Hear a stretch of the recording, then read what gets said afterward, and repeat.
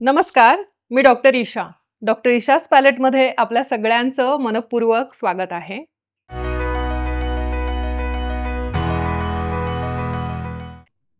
सूर्य ही ऊर्जेची देवता, उत्साह, ऊर्जा सर्व पृथ्वीवरील सगळ्या प्राणी मात्रांना जीवदान देणारी ही सूर्य देवता. कारण का तर सृष्टीवरचं जे काही जीवन आहे, ते त्याचं अस्तित्व हे सूर्यकिरणांमुळेच आहे. जर सनरेज नसेल, तर आपण पूर्ण सृष्टी अंधारमय होईल आणि अर्थातच जीवन नष्ट होईल. ही सूर्यकिरणं आपल्याला जीवनासाठी जेवढी आवश्यक असतात ना, तेवढीच त्याचे काही दुष्परिणाम सुद्धा मनुष्य प्राण्यावर होतात. तर ते आज आपण बघणार आहोत, की सूर्यकिरणांपासून प्रोटेक्शन करण्याची काय गरज आहे आणि त्याचे जो फायदे असतील तर ते काय आहेत? तर सूर्यकिरणांचे फायदे आपल्याला म्हणजे मनुष्यासाठी म्हणते मी. वनस्पतींचं वेगळं विश्व असतं. वनस्पतींना दिवसभर जरी त्या उन्हात उभं राहिल्या तरी त्यांना त्रास होत नाही. कारण त्याच्यापासूनच त्यांचं फोटोसिंथेसिस होतो सूर्यकिरणांमध्ये. त्यापासूनच त्या अन्न बनतात, अन्न बनवतात. त्याच्यामुळे आपलं असं नसतं. प्राण्याचं असं नसतं आपण उन्हात बसलो आणि आपलं अन्न तयार झालं असं होत नाही शरीरामध्ये. त्यामुळे सूर्यकिरणांची आपल्याला एका विशिष्ट वेळेपर्यंतच गरज असते. आणि ती विशिष्ट वेळ म्हणजे सकाळचं कोवळं सूर्य ऊन हे आपल्या त्वचेसाठी नितांत आवश्यक असतं. म्हणजे आपल्या शरीरासाठी नितांत आवश्यक असतं. कारण हे कोवळं सूर्य ऊन जेव्हा सकाळच्या वेळेस तुमच्या त्वचेवर पडतं त्यावेळेस त्याच्या खाली व्हिटॅमिन डीचं सिंथेसिस व्हायला सुरुवात होते. त्याच्यामुळे व्हिटॅमिन डीचा एक चांगला स्रोत हा कोवळं किरण आहेत. आजकाल कोणीच कोवळं सूर्य ऊन जे आहे ते सकाळच्या वेळेस असतं आणि त्यावेळेस कोणीही सूर्यप्रकाशामध्ये बाहेर फिरायला जाणं, एक्सरसाइज करायला जाणं फार कमी लोकं जातात. त्याच्यामुळे ऑलमोस्ट सगळ्यांमध्ये जे काही माझ्याकडे पेशंट येतात सगळ्यांमध्ये लहान असतील, मोठे असतील सगळ्यांमध्ये व्हिटॅमिन डी डेफिशियन्सी ही रक्ताची तपासणी केल्यानंतर आढळतेच. म्हणून हे कोवळं जे किरणं असतात, सूर्यकिरणं ती आपल्याला फार गरजेची असतात. पण त्याच्या व्यतिरिक्त जसा-जसा सूर्यकिरण प्रखर व्हायला लागतात, तेव्हा त्याच्यामध्ये अतिनील किरणं म्हणजे अल्ट्राव्हायोलेट रेज ह्यांचं प्रमाण वाढायला लागतं आणि ती आपल्या मनुष्याच्या शरीरासाठी घातक असतात. ती त्वचेमध्ये पेनिट्रेट होतात आणि त्वचेला सुद्धा हानिकारक असतात आणि आतल्या अ, गोष्टींना सुद्धा ती हानिकारक असतात शरीराच्या. त्याच्यामुळे तर मग त्याचे काय-काय दुष्परिणाम होतात या यूव्ही रेजचे किंवा प्रखर सूर्यकिरणांचे? तर त्वचेमध्ये बर्न तयार होतात. त्याला सनबर्न म्हणतात. म्हणजे त्वचा रापणे ज्याला म्हणतो. त्यामुळे त्वचा काळवंडणे, वांगासारखे मोठे-मोठे डाग यायला लागतात. बऱ्याच जणांना फोटो सेन्सिटिव्हिटी असते, की उन्हामध्ये एक्सपोज झालं, की इरिथेमा मल्टिफॉर्मिस नावाचा एक त्वचेचा आजार आहे. तो त्यांना यायला लागतो म्हणजे होतो आणि मग त्याच्यामध्ये अशा प्रकारे इरप्शन्स येतात लाल-लाल आणि नंतर मग त्याचे काळे डाग तयार होतात. हे एक साइड इफेक्ट झाला. दुसरं म्हणजे की स्किन कॅन्सरचं सुद्धा प्रमाण हे अशा प्रकारे खूप जास्त जर तुम्ही एक्सपोज राहिलात कायम तर होतं. आणि सगळ्यात महत्त्वाचं काय की सूर्यकिरणं हे फोटो एजिंग करतात. म्हणजे तुमच्या त्वचेला लवकर वृद्धत्व किंवा सुरकुत्या पडणं हे जे म्हणतात ना, त्याला एजिंग हा जो इफेक्ट आहे हा सूर्यकिरणांमुळे लवकर यायला लागतो. त्याच्यामुळे शरीराचं एजिंग लवकर होणं ह्याला कारणीभूत असतात हे प्रखर सूर्यकिरणं. मग ह्याच्यापासून संरक्षण हे गरजेचं आहे. म्हणजेच मग त्यासाठी आपल्याला नॅचरली काही मेकॅनिझम दिलेला आहे का आपल्या सृष्टीनी? तर दिलेलं आहे. आपल्या त्वचेच्या खाली मेलॅनिन नावाचं रंगद्रव्य जे आहे ते तयार होतं आणि ते जे आहे ते तुमचं एक्सेसिव्ह हे जे अतिनील किरणं असतात किंवा सूर्यकिरणं असतात त्याच्यापासून तुमच्या त्वचेचं प्रोटेक्शन करतं. मग हे मेलॅनिनचं प्रमाण जितकं जास्त असतं तितकी त्वचा डार्क होते आणि जितकं ते कमी तयार होतं तितकी त्वचा तुमची गोरी होते किंवा फेअर होते. मग आता जर तुम्हाला अशा प्रकारे जर एक्सपोजर जास्त होत झाला, तर स्किन काय करते, हे मेलॅनिन्सचं अतिरिक्त प्रमाणात तयार करते आणि मग तिथे काळे-काळे पॅच तयार होतात. म्हणजे डार्कनिंग त्वचेचं जे आहे ते सुरू होतं. कारण तो त्वचेचं जे प्रोटेक्टिव्ह मेकॅनिझम आहे. मग ह्यासाठी म्हणून त्वचेला सूर्यकिरणांपासून वाचवलं पाहिजे. अल्ट्राव्हायोलेट रेजपासून वाचवलं पाहिजे. मग आता ह्याचा आयुर्वेदामध्ये काही विचार असेल का हो? काय वाटतं तुम्हाला? अल्ट्राव्हायोलेट आणि सनलाईटपासून प्रोटेक्शन? तर नक्कीच आहे. सूर्याला देवता समजून अर्घ्य द्यावं पहाटे उठून आणि त्याच्याकडून ऊर्जा आणि उत्साह मिळवावा. म्हणजेच थोडक्यात त्या सकाळच्या कोवळ्या किरणांपासून जे काही शरीराला आवश्यक आहे ते पोषक तत्व मिळवावे हे आपल्या पूर्वजांना जसं माहिती होतं, तसंच त्यांना हेही माहिती होतं, की प्रखर सूर्यकिरणांपासून आपल्या मनुष्याच्या शरीराचं हे रक्षण केलं गेलं पाहिजे. म्हणून आयुर्वेद ग्रंथकर्त्यांनी सांगितलंय, "वातातपिक रसायनाचं तुम्ही सेवन करा." याचा अर्थ काय, की वात म्हणजे वारा आणि आतप म्हणजे ऊन. ऊन आणि वारा ह्यांच्यापासून स्वतःचं रक्षण करणं हे गरजेचं आहे. कारण फक्त ऊनच नाही, तर वारासुद्धा तुमच्या त्वचेचं शोषण करतो. तुमच्या शरीरातला रस आहे तो शोषून घेतो, त्वचेला रुक्ष करतो आणि सुरकुत्या आणतो, ज्याला आजच्या भाषेमध्ये फोटो एजिंग म्हणतात. म्हणजे वृद्धत्व लवकर येऊ शकतं. म्हणून काय-काय उपाय करायला सांगितलेत? त्यांनी सांगितलंय, की छत्र धारण करावं बाहेर पडताना. आपण आज करतो का? नाही. आपल्याला वाटतं हे काय त्याच्यामध्ये? पण पूर्वीच्या काळी लोकं छत्री घेऊन निघायचे बघा. पूर्वी कापडाच्या छत्र्या होत्या किंवा लाकडाचे छत्र होते. हे छत्र धारण केलं जायचं. त्याचं कारणच ते होते, की सूर्यापासून आपलं प्रोटेक्शन झालं पाहिजे, प्रखर सूर्याच्या किरणांपासून, हे आपल्या पूर्वजांना माहिती होतं. दुसरं त्यांनी सांगितलं, की म्हणून अंगभर सुती कपडे घालावे आणि तेही कसले तर पांढऱ्या रंगाचं वस्त्र असावं. त्याचं कारण म्हणजे आपल्या संस्कृतीमधला जो हा पारंपरिक पेहराव आहे ना, की सुती धोतर किंवा सुती झब्बा, पायजमा, पांढऱ्या रंगाचा तो पण, हे किंवा पांढरी टोपी घालणं, हे जे आपल्या संस्कृतीचा जो पेहराव आहे, त्याचं कारण ते आहे, की आपण उष्णकटिबंधामध्ये राहतो. पांढरा रंग हा सूर्यकिरण परावर्तित करतं, म्हणून पांढऱ्या रंगाचे सुती कापड हे घातलं पाहिजे.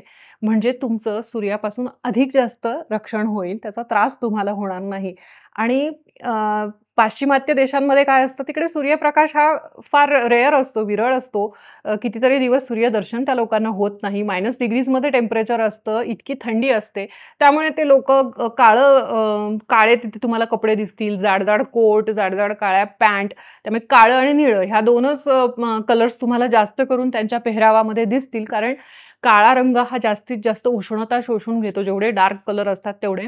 आणि ते जे असतात ते तुमच्या शरीरामध्ये उष्णता त्याच्यामुळे टिकवतात आणि ही त्या देशांची गरज आहे, म्हणून तिथे अशा प्रकारे पेहराव केला जातो आणि आपण मात्र त्यांचं अंधानुकरण केलं आणि मुंबईच्या गरमीमध्ये सगळ्या देशाच्या इतकी उष्णता असताना सगळ्या देशामध्ये आपण काळे बुशकोट आणि जाड-जाड जीन्स पॅन्ट किंवा काळ्या पॅन्ट घालून, टाईट पॅन्ट घालून आपण इथे राहतो आणि मग त्याचे त्वचेवर ॲडव्हर्स इफेक्ट होतात, ते नंतर दिसतात.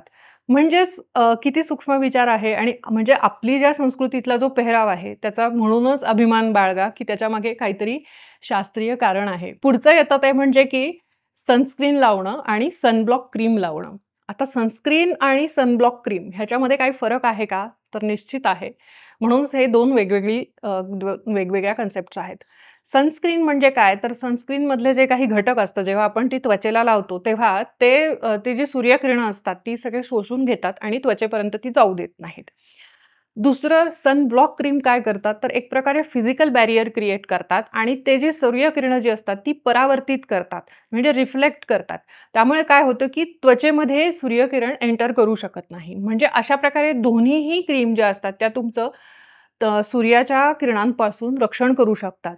परंतु सनस्क्रीनमध्ये असे काही केमिकल्स वापरलेले असतात, की जे तुमच्या त्वचेला हानिकारक असतात. त्वचेला नाही, तुमच्या आतमध्ये सिस्टम्सला सुद्धा ते हानिकारक असतात. तर कुठले-कुठले असे पदार्थ असतात, म्हणजे साध्या केमिकल्स असतात, की ऑक्सिबेन्झोन आहे, एवोबेन्झोन आहे, नंतर होमोसायलेट आहेत, पॅराबेन आहे, सल्फेट्स आहेत, रेटिनिल पामिटेट आहेत. अशा प्रकारचे अनेक लिस्ट काढता येईल इतके हे केमिकल्स हे घातक आहेत. कारण हे आता असं प्रूव्ह झालेलं आहे, की हे सगळे केमिकल्स आहेत, हे तुमच्या त्वचेचं सूर्यापासून तर रक्षण करतील, पण ते त्वचेमध्ये ॲब्झॉर्ब झाल्यानंतर त्यांचे साइड इफेक्ट असे होतात, की हार्मोनल इम्बॅलन्स ते क्रिएट करतात.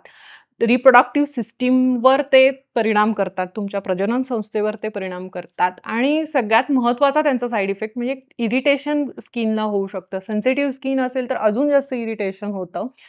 आणि दुसरं की बेझल सेल कार्सिनोमा नावाचा एक स्किनचा कॅन्सर असतो, तो हे तयार करतात. म्हणून हे सगळं जे आता बीचवर असे सनस्क्रीन लावून पडलेली जी माणसं असतात ना पाश्चिमात्य देशांमध्ये विशेषतः, तर त्यांना नंतर-नंतर हे साइड इफेक्ट होताना दिसतात जास्त काळ वापरल्यानंतर आणि म्हणून पाश्चिमात्य देशांमध्ये आजकाल तेथील शास्त्रज्ञ किंवा तेथील रिसर्चर किंवा डॉक्टर्स हे बरेच जण ह्या सनस्क्रीनला विरोध करताना दिसत आहेत, की हे लावणं योग्य नाही. मग मागे मी एकदा व्हिडिओमध्ये सांगितलं होतं, की सनस्क्रीन लावा. पण सनस्क्रीन आणि सनब्लॉक ह्याच्यामध्ये फरक असतो आणि त्यामुळेच मला त्याच्यावर एक व्हिडिओ बनवणं गरजेचं होतं, की सन प्रोटेक्शन हे गरजेचं असतं आणि ते कसं करता येईल आपल्याला, त्यासाठी सेफ कुठली गोष्ट आपल्याला वापरता येईल, तर ती म्हणजे सनब्लॉक क्रीम. मग निसर्गामध्ये तर ही कशी बनवली जाते? निसर्गामध्ये असे काही घटक आहेत का, की जे नैसर्गिक आहेत, ज्याचे साइड इफेक्ट नाही आहेत आणि ते तुमचं सूर्यकिरणांपासून रक्षण करू शकतात? तर नक्कीच आहेत. ते कुठले-कुठले आहेत? तर कोकोनट ऑइल आहे, व्हीट जम ऑइल आहे, म्हणजे खोबऱ्याचं तेल आहे, गव्हांकुराचं तेल आहे, कॅरट सीड ऑइल आहे, म्हणजे गाजराचं बियांपासून काढलेलं तेल, रास्पबेरी सीड्स ऑइल आहे.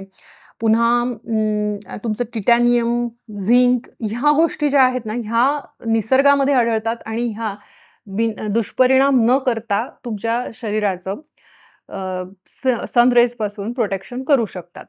मग ह्या सगळ्यांपासून बनवलेली आपली सेफ नावाची सनब्लॉक क्रीम मी रेकमेंड करत असते. ह्याच्यामध्ये असेच सगळे नॅचरल इन्ग्रीडियंट असल्यामुळे ही सेफ आहे. म्हणून मी सेफ नाव दिलंय त्याला, की इव्हन तुम्ही तुमच्या मुलांमध्ये सुद्धा ही वापरू शकतात. म्हणजे मुलांमध्ये का बरं? तर मुलं जेव्हा आपण जर तुम्हाला उन्हामध्ये जर खेळायला जात असतील, काही प्रॅक्टिस ग्राउंडवर वगैरे करायला किंवा बीचवर जनरली जेव्हा जातो फिरायला, तेव्हा मुलं उन्हामध्ये बीचवर खेळत असतात. अशा वेळी तुम्ही ही सनब्लॉक क्रीम त्यांच्यामध्ये सुद्धा सेफली वापरू शकतात.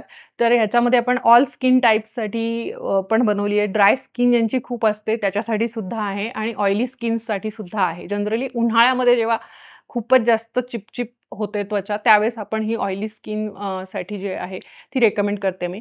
आणि बाकी तर तुम्ही ही जनरल रेग्युलर यूजसाठी वापरू शकतात.